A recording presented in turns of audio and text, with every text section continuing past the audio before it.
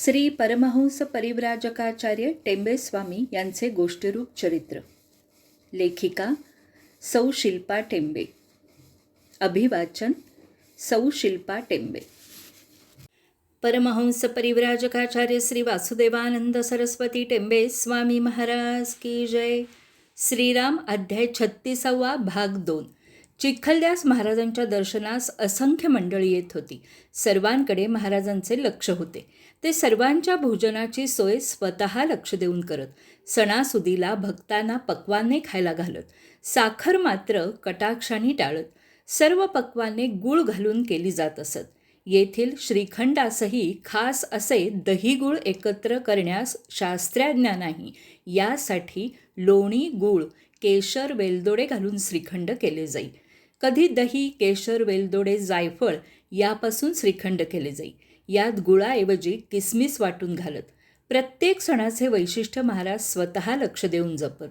श्री गणेश चतुर्थीला गुळ खोबऱ्याचे मोदक, भाद्रपदात करंजा, अनंत चतुर्दशीला घारगे खीर कराव्यास लावत. अश्विन शुद्ध षष्ठीला सरस्वती आवाहन, पोथ्यांचे पूजन, आरती करत. सारे सण उत्साहात साजरे करून लोकांचे मनोरथ पुरवीत. दिवाळीत सर्वांना अभ्यंग स्नानाला सुगंधित तेल लावण्याची व्यवस्था करीत. तसेच नर्मदा तटावर पाणी गरम करून स्वहस्ते सर्वांना अभ्यंग स्नान घालत. दिवाळीत लक्ष्मी पूजनाला लोंढे यांच्या घरी महाराज उपस्थित राहिले व लक्ष्मी पूजन करून उपस्थित मंडळींना दक्षिणाही दिली. चिखलद्याचा नर्मदा घाट खडकात कोरलेला आहे. तेथे 200-250 माणसं बसतील अशी जागाही आहे. महाराजांना वाटले कोजागिरी या घाटावर साजरी करावी, म्हणून ते सर्वांना घेऊन या स्वयंभू घाटावर आले. तेथे दूध, गूळ, जायफळ, वेलदोडे असे सर्व तापवून लोकांना त्यांनी अखंड प्यावयास दिले. सर्वजण या सोहळ्यात आनंदाने सहभागी झाले. पुढे दत्त जयंतीचा उत्सव आला. या उत्सवापूर्वी नामसप्ताह, भजन सप्ताह, श्री गुरुचरित्र ग्रंथाचे वाचन, पारायण यात सर्वजण गुंतले. दत्त जयंतीला समाप्तीची साऱ्यांचीच घाई उडाली. समाप्तीचा भव्य सोहळा आयोजित केला गेला. बडवाणीच्या मंडळींनी महाराजांना आमंत्रण दिले. त्यांची विनंती स्वीकारून महाराज दुपारी बडवाणीला गेले व सायंसंध्येला परत चिखलद्यास आले. तेथे श्री दत्त जन्म सोहळा साजरा केला. दुसऱ्या दिवशी पारण्यासाठी अफाट गर्दी झाली. इतकी की भोजन प्रसादात जागा कमी पडल्याने लोकांना लक्ष्मीनारायण मंदिराकडे आश्रयास जावे लागले. महाराजांनी सर्वांना 1-1 रुपया भोजन दक्षिणा दिली. संक्रांतीस धनुर्मास सर्वांनी उत्साहाने साजरा केला. स्वयंभू घाटावर 1 दिवसाचा कार्यक्रम केला गेला.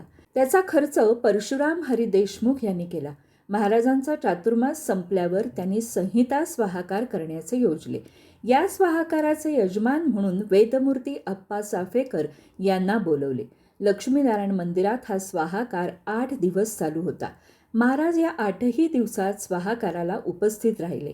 स्वाहाकार चालू असताना ते यज्ञवेदीजवळ बसत. कार्यक्रम संपला की तेथेच प्रसाद भोजनाची व्यवस्था केली जाई. मोठ्या संख्येने या कार्यक्रमास लोक उपस्थित होते. संहिता स्वाहाकार कार्यक्रम संपल्यानंतर महाराजांनी याच मंदिरात पवमानाचे 12 स्वाहाकार करून घेतले. या पवमान स्वाहाकारात गंगाधरपंत वैद्यांना उपाध्याय म्हणून मान दिला गेला, तर नारायण शिवराम शेंडे यांनी यजमानपद भूषवले. पवमान स्वाहाकार पूर्ण होताच तेथे 2 रुद्राचे स्वाहाकार व 1 गायत्री मंत्राचा स्वाहाकार महाराजांनी करून घेतला. त्यानंतर तेथे 30 सुवासिनींनी व्रताचे उद्यापन केले. पहिल्या दिवशी यज्ञकर्माची स्थापना केली गेली.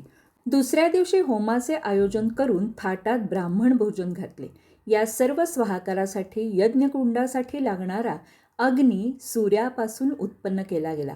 अन्य कुठल्याही अग्नी स्वामींना चालणारा नव्हता. यासाठी अप्पा देवांच्या चष्म्याच्या भिंगातून सूर्यकिरण एकत्र करून कवडसा एका गौरीच्या चुऱ्यावर दुसऱ्या गौरीचा चुरा टाकून त्यावर हा सूर्यकिरणाचा कवडसा पाडून अग्नी पेटवला.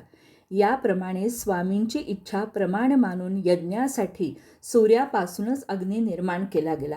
या सर्व स्वाहाकारासाठी लागणारा स्वयंपाक या मंदिरात केला जाई. ब्राह्मण भोजन, स्वयंपाकाचे सामान ठेवण्यासाठी लोंढे यांचे घर उपयोगात आले. रोजचे अनेक लोक येथे भोजन प्रसाद घेत होते. परंतु स्वामी कधीही या स्वयंपाकातून भिक्षा करत नसत. गावात जाऊन मादुकरी मागत व नंतर मारुती मंदिराच्या पडवीत बसून भिक्षा सेवन करत असत.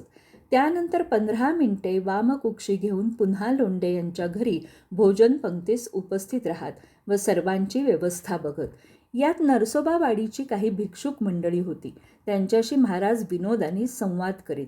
वऱ्हाड नागपूरकरची मंडळीही सत्संगास येथे आलेली होती. बरेच दिवस येथे त्यांचा मुक्काम होता. ब्रह्मचारी, विद्वान, शास्त्री, पुराणिक, कीर्तनकार अशी अनेक मंडळी येथे महाराजांचा सहवास लाभावा म्हणून आलेली होती. त्यातील काही मंडळी तेथेच भोजन करीत तर काही गावात जाऊन भिक्षा मागत. रोज संध्याकाळी भजन कीर्तन चाले. महाराज सर्वांना शिजवलेल्या मूग डाळीचा प्रसाद वाटत. काही मंडळी महाराजांकडून योग शिकण्यास येत व खेचरी मुद्रा शिकवावी म्हणून विनंती करत. खेचरी मुद्रेसाठी जिव्हाबंद विच्छेदनाची आवश्यकता असे. त्यासाठी बडवाणीचे तज्ज्ञ डॉक्टर येत व शस्त्रक्रिया करत. जिव्हाबंद विच्छेदन झाले की ते बरे होण्यास 6 महिने लागत. त्यानंतर साधना करून खेचरी मुद्रा प्राप्त करावी लागे. ज्या लोकांचे पूर्वकर्म साधनेस अनुकूल आहे अशा लोकांना साधना करता येत असे, अन्यथा कार्यसिद्धी होत नसे. या मुक्कामात स्वामींनी एका श्रीमंत जहागीरदार बाईच्या जहागिरीवर आलेली जप्ती घालविण्यास मदत केली. ती बाई अत्यंत आज्ञाधारक, सेवावृत्ती, नम्र अशी होती. महाराजांनी तिला कार्तवीर्याचा मंत्र दिला व नर्मदा तटावर 1.25 वर्ष अनुष्ठान करावे असे सांगितले. अनुष्ठानासाठी लागणाऱ्या ब्राह्मणांची व्यवस्थाही त्यांनी करून दिली. अनुष्ठान कसे करावे हे समजावून त्या सर्व ब्राह्मणांची अन्न वस्त्राची व्यवस्था ठेवण्यासही सांगितले. स्वामींवरील गाढ विश्वास, श्रद्धा असल्याने ती बाई आनंदाने सर्व करण्यास तयार झाली. अनुष्ठानास बसणाऱ्या ब्राह्मणांनी ब्रह्मचर्य पाळून सर्व अनुष्ठान यथाविधी पार पडले. कार्य पूर्ण होताच ती बाई सरकारी पाशातून मुक्त झाली. त्या बाईला अत्यानंद झाला. तिने धनाची थैली महाराजांना देऊ केली. महाराजांनी ती श्री दत्तापुढे ठेवण्यास सांगितली. त्या बाईने त्या धनात भर घातली व स्वामींच्या ग्रंथ प्रकाशनासही सहाय्य केले. त्याचप्रमाणे चिखलद्याच्या दत्त मंदिरासाठी चांदीची भांडी करून दिली. जहागिरीच्या गावी श्री दत्त मंदिर बांधून नित्यसेवेची व्यवस्था केली. महाराजांकडे नागपूरचे बाळशास्त्री हरदास व त्यांचे बंधू ह.भ.प. गोविंदबुवा हरदास हे योगाभ्यास शिकण्यास आले. ह.भ.प. गोविंदबुवा हे अधिकारी पुरुष होते व योगाभ्यास शिकण्यास योग्य होते. स्वामींनी त्यांच्याकडून अभ्यास करून घेतला व स्वतः उभे राहून सर्व योग प्रक्रिया समजावून सांगितल्या. बाळशास्त्री हरदास हे योगाभ्यासास योग्य नसल्याने महाराजांनी त्यांना श्रीमद शंकराचार्य यांच्या भाष्यासहित मांडुक्य उपनिषद समजावून सांगितले. गंगाधर पंत व त्यांचे बंधू बाळाभाऊ वैद्य हेही दोघे योग प्रस्थानत्रयीवरील भाष्य स्वामींकडून शिकावे असे मनात ठरवून आले. हे दोघेही सरकारी नोकरी करत, परंतु अधिकाधिक वेळ हा स्वामींच्या सहवासात त्यांची सेवा करण्यात घालवीत. या गंगाधर पंतांना महाराजांनी आज्ञा केली की येथे रोज अनेक लोक येतात, त्यांना लागणाऱ्या खाद्य सामानाची देखरेख करावी व सारे सामान पुरवावे. गंगाधर पंतांनी अत्यंत भक्तिपूर्वक ही सेवा केली. महाराज त्यांच्यावर, त्या सेवेवर संतुष्ट झाले व त्यांना योगाभ्यास शिकविण्यास सुरुवात केली. त्यांना उपनिषदाचे भाष्य समजावून सांगण्यास सुरुवात केली. त्यासाठी गंगाधर पंत जे सामान आणण्याचे काम करीत ते महाराजांनी थांबवले व त्यांना सांगितले रोज प्रातःकाळी आन्हिक उरकून भाष्य श्रवण करावे. महाराजांनी त्यांना 4 उपनिषदे कैवल्य, श्वेताश्वतर, मुक्ती, दत्तात्रेय हे पाठासह भाष्य सांगितले. ही 4ही उपनिषदे महाराजांनी स्वहस्ते लिहून त्यांना दिली व रोज पाठांतर करून घेतले. त्यानंतर ईश, केन, कठ, मांडुक्य या दशोपनिषदांचे पाठ करवून घेतले. श्रीमद भगवद्गीता, श्री विष्णू सहस्रनाम यांचेही पाठ महाराजांनी त्यांना सांगितले. श्री लघु वासुदेव मननसार आत्मचिंतन हे शिकविली. त्याप्रमाणे शेवटी अरणेव भाष्य त्यांना सांगितले. पुढे कातरखेडला स्वामींनी त्यांना भाष्य ऐकवले. चिखलद्यास महाराजांचा हा 22वा चातुर्मास होता. 10वा चातुर्मासही त्यांनी चिखलद्यासच केलेला होता. त्यावेळी या गंगाधर पंतांना स्वामींनी आत्मषटक भाष्य, उपनिषदे तसेच अध्यात्म रामायणातील सुंदरकांड, अयोध्याकांड समजावून सांगितले होते. संस्कृत भाषा अध्ययनाची तयारी करून घेतली होती. या गंगाधर पंतावर महाराजांचे अतिशय प्रेम होते. स्वामींनी त्यांना देता येईल तेवढे ज्ञान दिले. धार संस्थानातील भैयाजी नाईक यांच्या पत्नी अनेक वर्ष व्याधीग्रस्त होत्या. अनेक उपाय त्यांनी केले, पण कशाचाच उपयोग न होता व्याधी वाढतच गेली. स्वामींची कीर्ती ऐकून ते तिला घेऊन चिखलद्यास आले व अत्यंत नम्रपणे हात जोडून त्यांनी स्वामींना सांगितले की माझी पत्नी अनेक वर्ष व्याधीग्रस्त आहे. कुठल्याही उपायाने ही बरी होत नाही. व्याधीचे निदान कुणी करू शकत नाही. उलट व्याधी वाढत जाऊन तिला त्रास होत आहे. ती मी आपणास शरण आलो आहे. आपण सर्वज्ञ आहात. आपल्या एका कृपा कटाक्षाने ही व्याधी मुक्त होईल असा मला पूर्ण विश्वास आहे. आपण माझ्यावर कृपा करा. नायकांनी केलेली विनवणी ऐकून महाराजांचे मन हेलावले. त्यांनी त्या बाईकडे पाहिले मात्र आणि त्यांच्या लगेच लक्षात आले की ही बाई पिशाच बाधित आहे. 3 पिशाच तिला पीडत आहेत. तिच्यावर कृपा करणे क्रमप्राप्त आहे. स्वामी कधीही पिशाच बाधेतून मुक्त करण्यासाठी लिंबू, गुग्गुळ किंवा रेशम धागा यासारखे बाह्य साधन वापरत नसत. केवळ आपल्या कमंडलूतील पाणी शिंपडत व पिशाचास बोलते करत. त्यांनी नायकांच्या पत्नीला समोर बसवले व आपल्या कमंडलूतील जल तिच्यावर शिंपडले. तशी त्या बाईच्या अंगातील 3ही पिशाचे बोलू लागली. त्यांनी आपली जात, आपली नावे त्या बाईस त्रास देण्याचे कारण क्रमवार सांगितले. महाराजांनी पहिल्या पिशाच्याला त्याच्या इच्छेप्रमाणे मुक्त केले. दुसरे पिशाच बोलू लागले की प्रभू, आपल्या अंगस्पर्शाने नर्मदाजल अंगावरून गेले तर त्याच क्षणी मला मुक्ती मिळेल. मध्ये काही दिवस गेले. स्वामी नर्मदेवर 3ऱ्या प्रहरी स्नानास गेले. तशी या नायकांच्या पत्नीच्या अंगात संचार झाला व ती धावत स्वामी ज्या पाण्यात स्नान करत होते तेथे गेली व पाण्यात तिने उडी टाकली.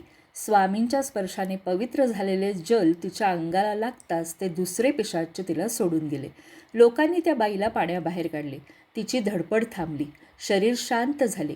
तिच्या अंगातील 3रे पिशाच स्वामींना म्हणाले, त्या दोघांसारखी मलाही मुक्ती द्या प्रभुवरा. त्याची प्रार्थना ऐकून स्वामी म्हणाले, तू वाडीला जा व तेथे दत्तसेवा कर. स्वामींची ही सूचना ऐकून ते पिशाच म्हणाले, आपणच दत्त असताना मी वाडी क्षेत्री का जाऊ? आपल्या कृपेनेच मला सद्गती मिळणार आहे. त्याचे हे शब्द ऐकून महाराज म्हणाले, चूप, जास्त बोलू नकोस. असे म्हणून त्यांनी पळीभर जल त्या बाईच्या अंगावर शिंपडले. तशी ते पिशाच क्षणात त्या बाईला सोडून गेले. त्याला मुक्ती मिळाली. ती बाई आता भानावर आली व स्वामींच्या चरणावर लोळण घेऊन रडू लागली. स्वामींच्या कृपेने ती पिशाच मुक्त झाली. नारोपंत उकिडवे हे महाराजांना भेटायला त्यांचे दर्शन घेण्यासाठी आले. महाराजांनीही त्यांना जवळ बसवून घेतले व त्यांची माणगाव सावंतवाडीतील पूर्वाश्रमीच्या लोकांची चौकशी केली. नारोपंत उकिडवे यांनी सावंतवाडीतील दत्त मंदिराची जीर्णावस्था झाली आहे, मोडकळीस आले आहे, डागडुजी केली पाहिजे, तेव्हा काय करावे? नारोपंतांचा हा विचार ऐकून स्वामींनी त्यांना खर्चाचा अंदाज विचारला व देवाच्या पैशातून त्यांच्या हवाली धन केले.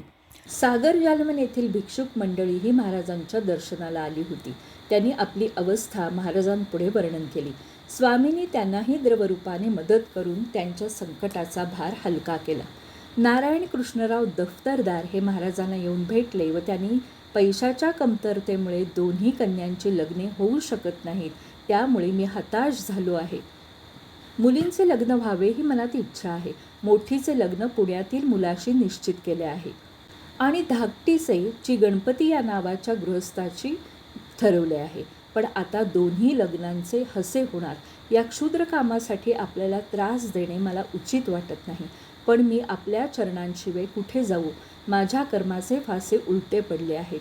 तरी आपण मला एकदा क्षमा करून आश्रय द्यावा. अशी विनवणी महाराजांना त्यांनी केली. त्याची व्यथा ऐकून महाराज कळवळले. त्यांनी दफ्तरदारांना आश्वासन दिले की आपले संकट मोठे आहे. आपण काळजी करू नये. देवाच्या पैशातून खर्च करून आपणाला संकटमुक्त करू. त्यानंतर दफ्तरदार आपल्या 2ही कन्यांना घेऊन महाराजांच्या दर्शनासाठी आले. स्वामींनी 2ही मुलींची लग्न आपल्या समक्ष करून दिली. व्याही भोजन लग्नाचा सारा खर्च देवाच्या पैशातून दफ्तरदारांना दिला व त्यांना संकटातून मुक्त केले. चातुर्मासानंतरही 4-5 महिने महाराज चिखलद्यास राहिले होते. मग नर्मदा तटानी एक गाव करत ते कातरखेडला जाण्यास निघाले. वाटेत जिंतूरचे अग्निहोत्री भेटले. ते स्वामींचे भक्त होते. त्यांच्या मनात गायत्री पुनश्चरण करण्याची इच्छा होती.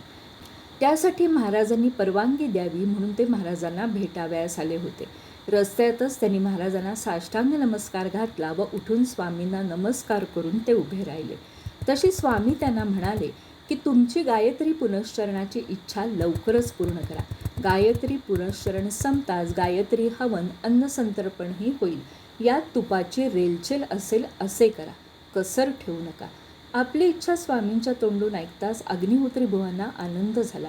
ते अचंबित होऊन स्वामींकडे पाहू लागले. क्षणभर शांत राहून मग ते स्वामींना म्हणाले, स्वामी, माझ्याजवळ एवढे पैसे नाहीत. माझी स्थिती सामान्य आहे. संतर्पणाचे करणे मला कठीण वाटत आहे. महाराज त्यांना म्हणाले, पैशाची काळजी का करता? योग्य वेळी ते आपोआप येतील. देवकार्याची सारी जबाबदारी देवावर असते. महाराजांचे हे बोल ऐकून बुवा आनंदित झाले व स्वामींना म्हणाले, सर्व काही पार पडेल याची शाश्वती आहे. आपण पुनश्चरणास उपस्थित राहून आम्हास कृतार्थ करावे. आपण येऊन मार्ग दाखवावा. स्वामींनी त्यांना वचन दिले, अवश्य येईल. मात्र आपण दाजीबुवा टाकळीकर यांना अवश्य बोलवा. डहीच्या राजाकडून आम्ही आपल्या देवकार्यास द्रव्य मिळवून देऊ. असे महाराजांनी सांगताच अग्निहोत्री बुवा म्हणाले, महाराज, आपली कृपा हीच माझी धनसंपत्ती. मला खात्री आहे माझे कार्य शेवटपर्यंत उत्तमरित्या पार पडेल. पुन्हा राजाकडून सहाय्य घेऊन देवकार्य करावे हे माझ्या मनास पटत नाही आहे. तेव्हा कुणाकडेही अर्चना करायला नको. आपल्या कृपा प्रसादानेच कार्यसिद्धीस जाईल. त्यांची ही श्रद्धा पाहून महाराजांना समाधान वाटले. ते प्रसन्न होऊन आनंदाने म्हणाले, जा सुरू करा गायत्री पुनश्चरण, मुहूर्त काढा. महाराजांचे हे बोल ऐकून अग्निहोत्री बुवांना आनंद झाला. ते लगोलग जिंतूरला रवाना झाले. महाराजांच्या इच्छेनुसार आपण या देवकार्यास यावे असे आमंत्रण त्यांनी दाजीबुवा टाकळीकरांना केले. परंतु कोणा दुष्ट व्यक्तीने दाजीबुवांवर मारण प्रयोग केल्याने दाजीबुवांना रक्त पडून शिणत्व आले होते. दाजीबुवा म्हणाले, स्वामींची कृपा झाली तर मी अवश्य येईन. अग्निहोत्री दाजीबुवांना आमंत्रण करून जिंतूरला परत आले व शुभ मुहूर्त काढून गायत्री पुनश्चरणास त्यांनी प्रारंभ केला. दरम्यान शास्त्रीबुवांची प्रकृती बरी झाली. परंतु स्वामींनी यावयास सांगितले आहे हे त्यांनी दुर्लक्षित केले व ते जिंतूरला गेले नाहीत. पूर्णाहुतीच्या आदल्या दिवशी संध्या करत असताना त्यांच्या दंडावर चपकार बसली व स्वामींनी त्यांना जाणीव करून दिली की ज्या हवनाला जाण्यासाठी तुला बरा केला तेथे तू का गेला नाहीस? दाजीबुवांना डोळ्यासमोर महाराज दिसले.